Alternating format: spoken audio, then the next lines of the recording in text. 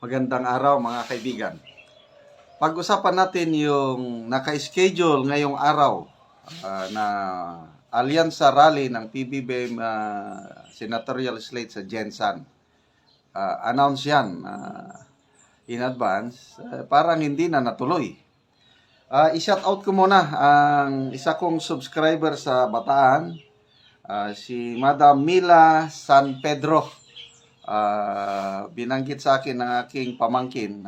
Shout out ko na rin aking mga pamangkin, Kaiser Dapar and Daryl Ignacio.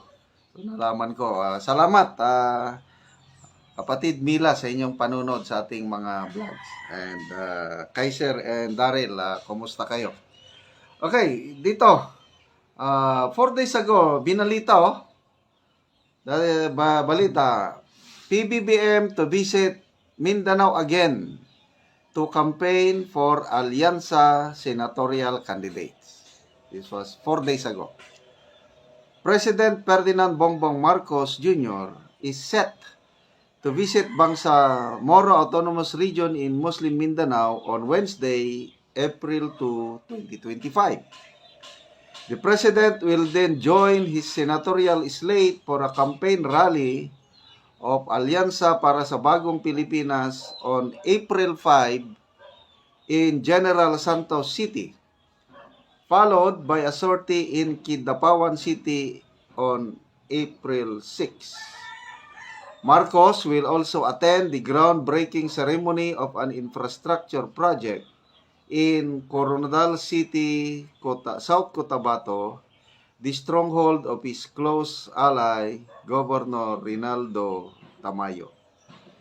So, inaabangan ko, Jensan, baluarte yan ni ex-senator Manny Pacquiao, isa sa mga kandidato sa alyansa. So, tinanong ko yung isa kong kaibigan, subscriber sa Jensan, kaninang umaga pa.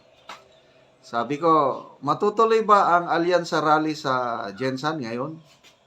Sabi niya, sir, parang wala akong alam. Ang alam ko lang doon sa Coronadal City, mamayang hapon. Yun ang feedback sa akin. So, yung Jensan na napabalita, wala. Yung isa kong subscriber din, pinamonitor ko. Lahat ito, taga Cotabato City ito, no? Sabi ko, wala bang balita kung matuloy PBBM rally sa Jensan? Kasi ngayon, alas 3:23 na eh. Sabi niya, General, search ko na ang mga radio station ng Jensan. Bombo Radio, Bombo Bandera News, FM at Brigada News. Wala silang mga post or balita. Negative ang rally ng Alyansa para sa Bagong Pilipinas, sir, sa Jensan. So, ang tanong, bakit na-announce na mag-rally doon, bakit hindi natuloy? Kahit yung April 2 na na-announce na magpunta sa BARMM, lalo na sa Cotabato City, yung napabalita na magbisita ang presidente at ang alyansa sa opening ng KCC Mall, hindi natuloy. Kasi natunugan ng mga Duterte supporters sa Cotabato City na magpunta doon ang grupo ng presidente at ang mga alyansa. Nako, ang daming tao na pumunta doon at sumisigaw ng Duterte, Duterte. Ang mall opening na naging instant Duterte rally. At according to my friend in Cotabato, na ang mga Duterte supporters daw na galit na sa nangyari kay PRRD, naghanda ng mga itlog at kamatis na ibabato doon sa bibisitang grupo, tapos sasabayan daw nila ng sigaw Duterte, Duterte. So ito ang malaking katanungan, bakit hindi natuloy? Correct me if I'm wrong, ano? Kasi wala talaga akong ma-search. Baka nagkamali lang ako, baka natuloy ka lang, wala akong ano. Nakakapagtaka na baluarte ni Manny Pacquiao ang Jensan, bakit hindi nila ituloy?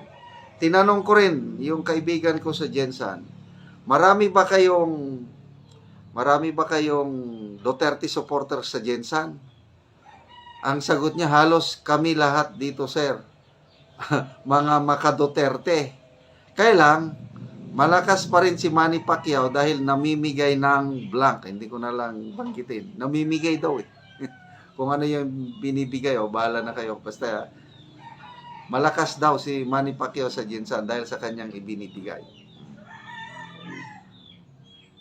So, Coronadal City, I don't know kung yun bukas. Kidapawan City, nako. Parang pumapasok sila sa lungga ng leon kung yung Kidapawan.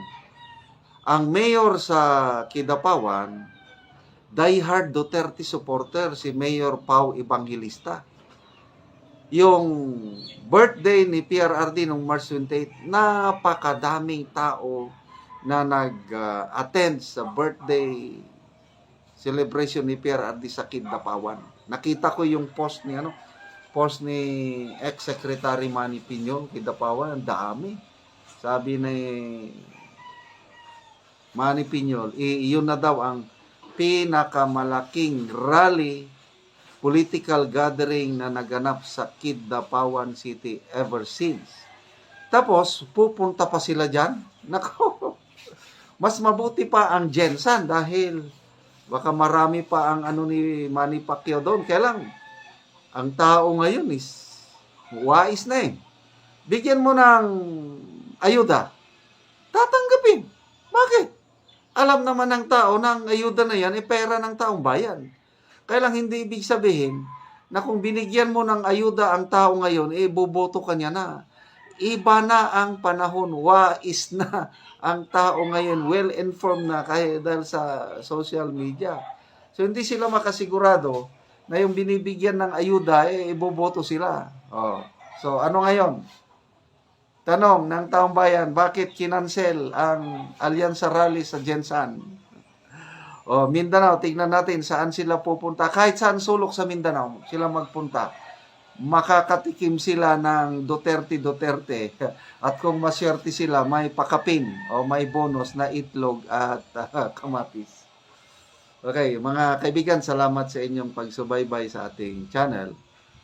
Nakakatulong kayo ng malaki sa Tribong Talandig sa Bukidnon dahil ang income sa channel na ito ay tinutulong sa tribo. Namimigay tayo ng libreng yero at pako para ma-repair ang mga sira-sirang bahay ng Tribong Talandig. Panoorin nyo ang video.